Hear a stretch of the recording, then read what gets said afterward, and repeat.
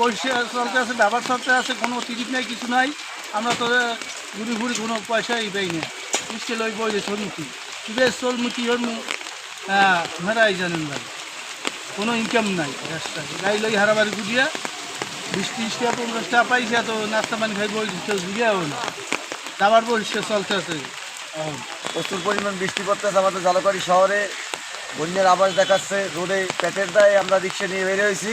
কিন্তু কামাল দিকে রোডে তো কোনো লোকজনই নেই, বাসা থেকে কেউ এই বৃষ্টির মধ্যে বাইরে নাই। আমরা বসে আছি রিক্সা নিয়ে, যদি কেউ দয়া হয় আইবার, না হলে তো নাই।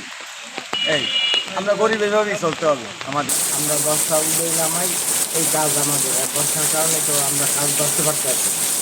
তাহলে মন করেন যদি আমরা এই পর্যন্ত আমরা একটা বর্ষা, বর্ষা কোন সময় এলে থামবে, তারপর কাজ ধরবো, তারপর হইলে মনে করেন 2 টাকা পাবো। এই পাওয়ার পর হইলে মনে করেন আমরা নিয়ে বাসায় নিয়ে জাল বাচ্চা নিয়ে এলে সবাই নিয়ে খাবো।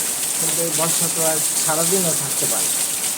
এই জন্যই লেবারেরাও সব বসে আছে বৃষ্টির কারণে। এই জন্য মাল নামাতে পারছে না। আমরা এখানে মাল দিয়ে যাচ্ছে, আর একটা ধরবো তাই আমাদের পরে টাকা হবে।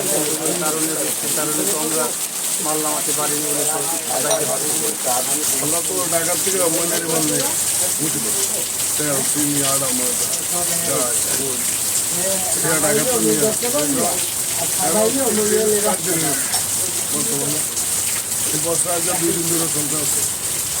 এখনো মাল কিছু উড়াইছে, কিছু উড়াইছে, চার 5 দিন যাই বর্ষা লেগে পেতে পারে। সেটি সমস্যা, বর্ষা না করতে তো মাল হচ্ছে না। মাল এবার আমরা বসে দিচ্ছি, আমরা বসে দিচ্ছি, সবাই বসে দিচ্ছি। আমার তো বলে একটু তাড়াতাড়ি যেতে হবে, বর্ষা হয়তো সম্ভব।